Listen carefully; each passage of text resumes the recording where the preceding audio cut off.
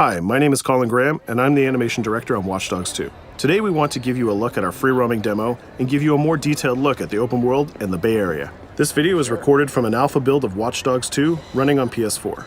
In Watch Dogs 2, we've expanded our hacking tools to give the players more options.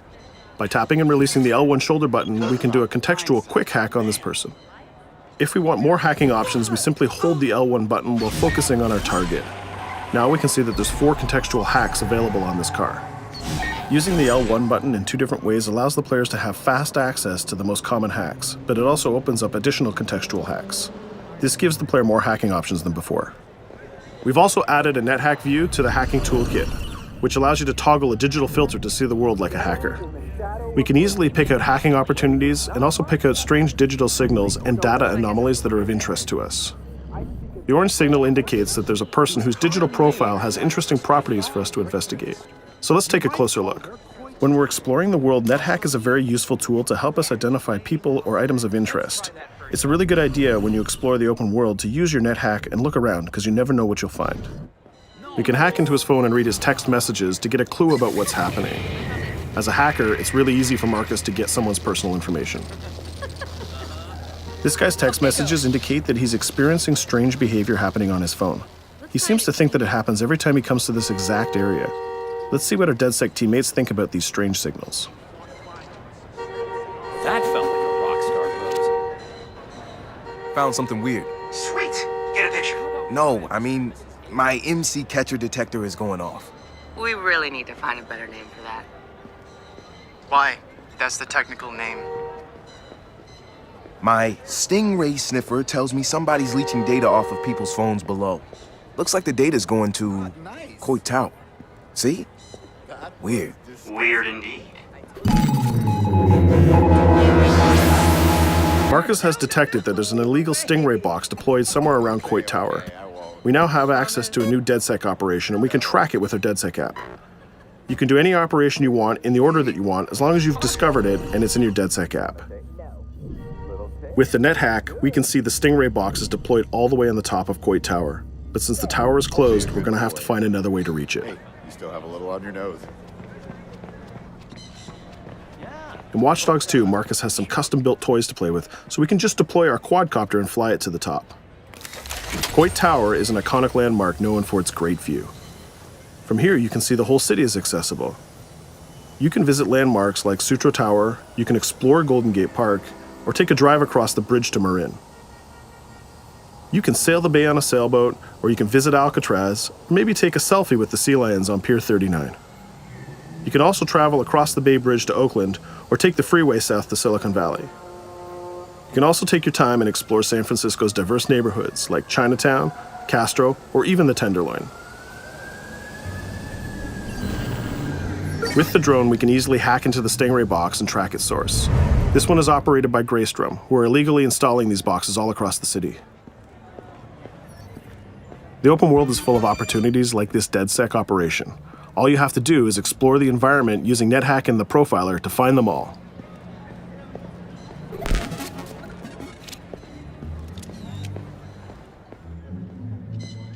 There we go. This one has a breadcrumb trail I can follow. Nice. Where's it go? Looks like Greystrom set up a warehouse out by the piers. You wanna bet I can find some shady shit in there? Definitely some shady shit in there. We can open our smartphone and select the DedSec app to track this operation. We use the DedSec app to manage all of our activities in Watch Dogs. We can see the objectives on our map, and it's not very far, so we can drive there pretty quickly. The Noodle Map app can be used to locate different landmarks and areas of interest. The entire Bay Area is yours to explore from the very beginning of the game, so you don't need to unlock anything. There's also a shop on Pier 39 where we can customize Marcus's outfit, and there's some other open world activities we can check out along the way too. Let's take this car and head down to the waterfront. Cars are particularly vulnerable to a hacker like Marcus, and you can acquire a skill that allows you to simply unlock any car in the game with your phone. One of the biggest feedbacks we got from the fans after the first Watch Dogs game was about the driving. We've significantly improved the driving to make it more responsive and accessible to a wider number of players. Driving was reworked extensively with a team of experts from Ubisoft Reflections. This is a particularly important improvement because San Francisco is known for its steep hills and its tight winding streets. Of course, driving and hacking go hand in hand, and you can still hack steam pipes, traffic lights, and you can also hack individual vehicles. As you can see, it's much easier to drive through the city in Watch Dogs 2. Let's pull up here at iconic Pier 39 and take a quick look around.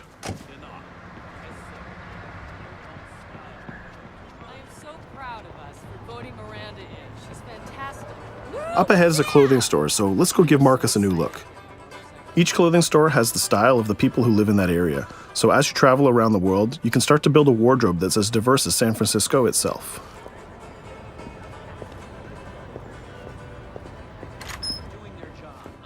There are over 700 unique items of clothing that Marcus can purchase to wear, with over 1 billion possible combinations.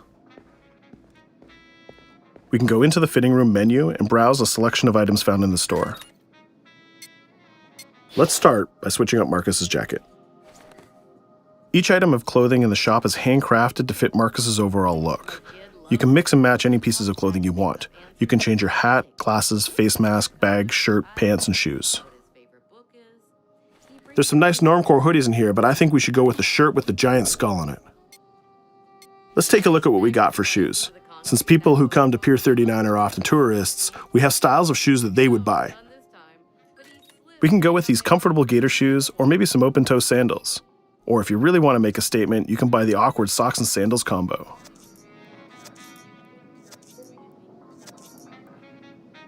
In the end, though, I think we should go with Stars and Stripes Chucks. We could really stay here all day trying on clothes, and each store has a wide variety of clothing options, so you can really make Marcus look the way you want. From biker leather to hip-hop, from pinstripe suits to tie-dye tank tops, you can really craft the look that's unique to you.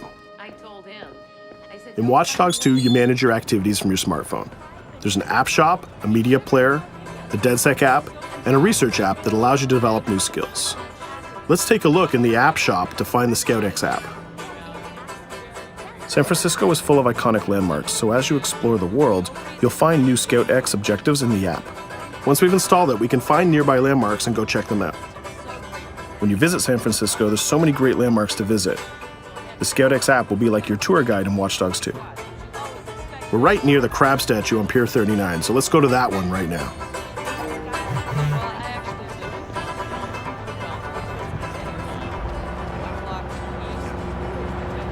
These tourists have the right idea.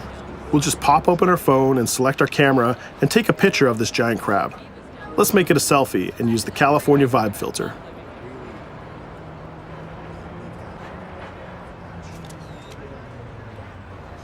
What's that? Uploading the photos to the ScoutX app will give you more followers, and you'll need those followers to progress through the game. So we had a look around and we bought some new clothes, but let's get back on track and head to that next pier, and we'll take care of that stolen data at the Greystrom site.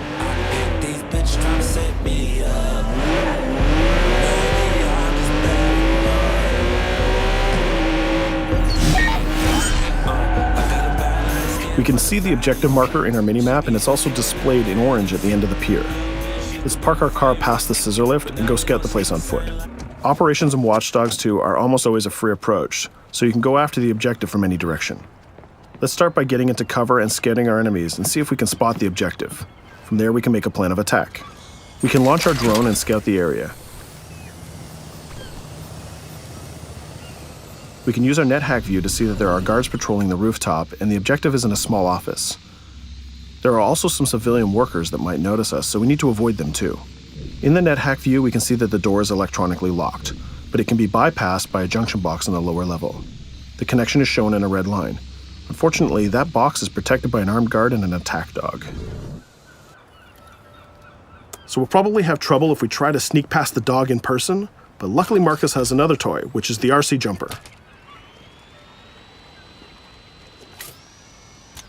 This little guy is small and much harder for enemies to detect. The RC jumper is another DedSec gadget that gives Marcus a different way to approach obstacles in the layout. The RC jumper has this cool little robotic arm that's been hacked into the body. This allows him to physically interact with objects and allows Marcus to stay safely hidden. Now the junction box is unlocked and we can open the door upstairs. We can hack that scissor lift that we passed on the way in and reach the rooftop.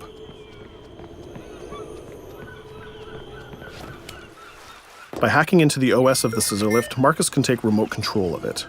Not only can you raise it up and down, but you can actually drive it around anywhere you want in the world.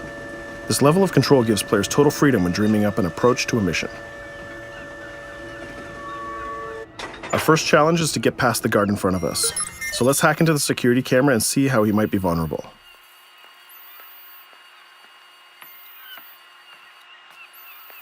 There's an industrial air conditioner unit that we can hack. We can set it to explode when the guard comes close, and we can hack it to attract the guard with a strange noise. The guard will go investigate the noise and walk straight into the trap we set. Shit. Does anyone know first aid?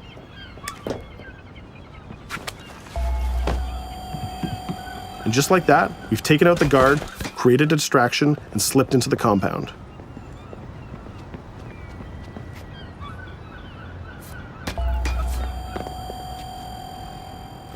A more direct way to neutralize a guard is to use the non-lethal stun gun.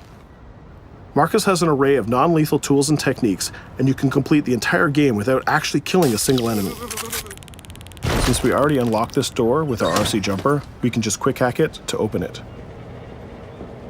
Now we're in the room, we just need to install one of our custom DedSec boxes into this Bloom terminal, and we've completed our final objective.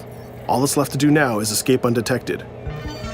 Each operation we undertake will give us more followers. More followers will allow you to take on even bigger operations. So let's get off this pier and explore a little bit more.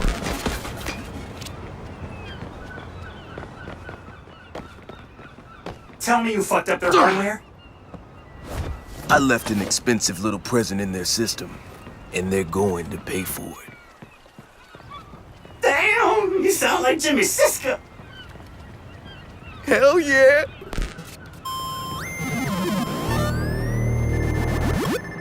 Up ahead, we'll notice there's another player hanging about. He's easy to spot because of the purple icon and the gamer tag over his head. In Watch Dogs, your game session can be seamlessly merged, and you will often encounter other players exploring the world just like you. This guy looks really friendly. We have an opportunity to join up and form a co-op party, so let's send him an invite.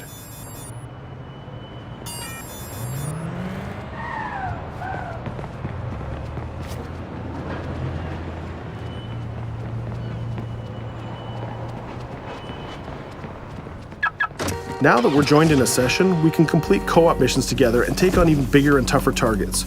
2 hackers are better than 1.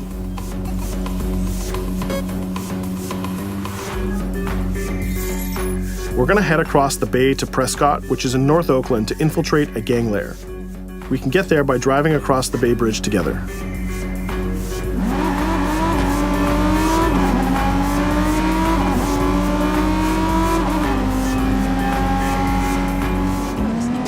Alright, we can see that we're in a much different neighborhood than before. This is Prescott, a subdistrict of North Oakland, and the location of our next co-op operation. With our partner, we can go together and activate this mission.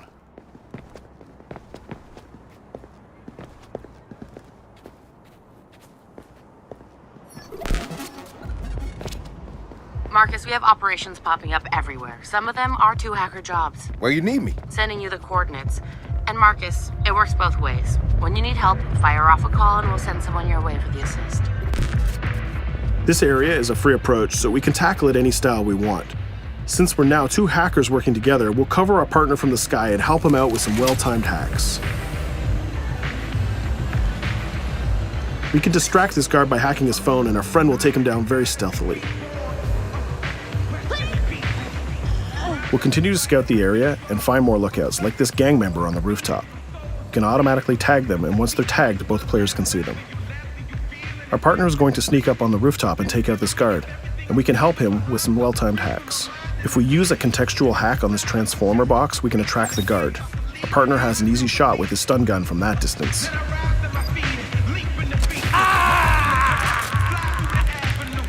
Using the NetHack view again, we can see that there's a lockbox connected by red connection lines to a room on the other side of the compound.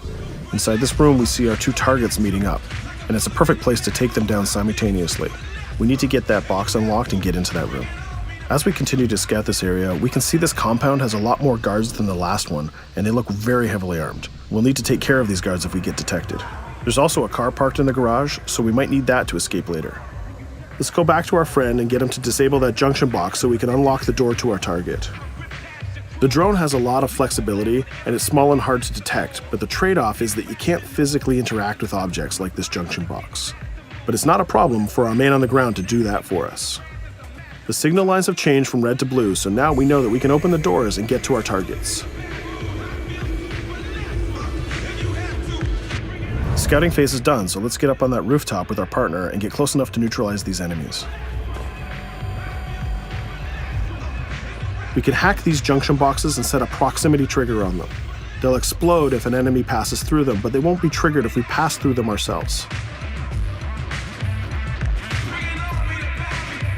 We can also deploy electroshock mines from our inventory, and they're fully hackable too.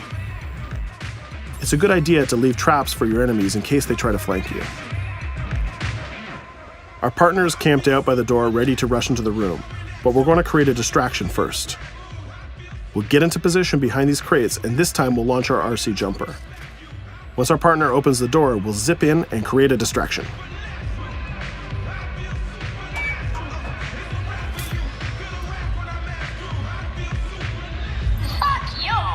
Our jumper has another feature too. It can launch foul-mouthed taunts and make people angry. Now's our chance. The gang leaders are distracted, so let's rush the room. This guy was pretty tough, but getting a thunderball to the face will ruin his day. Now we have a cell phone and all the evidence that we need. We just need to plan a way out of here. We can switch back to our quadcopter, which is hovering where we left it, and take a look at what's going on from the sky. We can see one of the guards is rushing up the stairs to help his boss, but our partner has that door covered with his DedSec rifle. There's another guard on the ground level who's alerted to our gunfire, so let's use a contextual hack on him. We've changed his profile to make a rival gang think that he's a police informant. The rival gang will come to this compound and take care of him for us. Things are heating up, so we're going to have to improvise a little bit. We can hack the car in the garage and reverse it away from the enemies so we can use it for our getaway. The rival gang just arrived and they've engaged in a gang war with the remaining guards. These guys aren't messing about, they're armed with grenades and body armor. We'll take some higher ground and use our DedSec 3D printed assault rifle to take them on. They're here somewhere. Find them. Hey, we lost us. Akko, we better leave it. There's still one guard left, so we can hack his headset, which leaves him vulnerable to a takedown.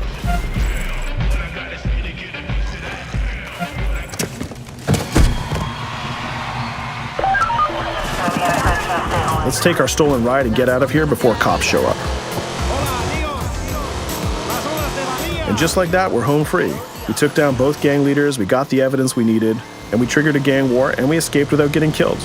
That's teamwork. 2 hackers and 1 successful DedSec operation. Let's take a minute to talk about a brand new multiplayer PvP event called Online Bounty. When the player commits a crime, the police will respond and pursue the player until he can escape from the police. We call that the felony system. While you're in the felony, a bounty event can occur.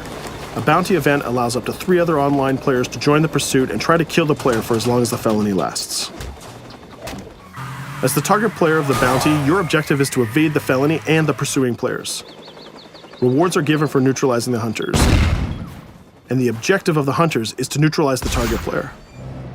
Bounty is a seamless PvP event that's triggered by your player style and how you interact with the police.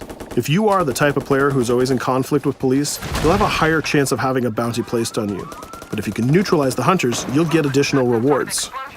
I hope you've enjoyed our walkthrough of the open world of Watch Dogs 2, and I hope to see you online November 15th. Click here to join DedSec and receive exclusive in-game rewards and more. Subscribe to our YouTube channel and be the first to see new trailers and behind-the-scenes action.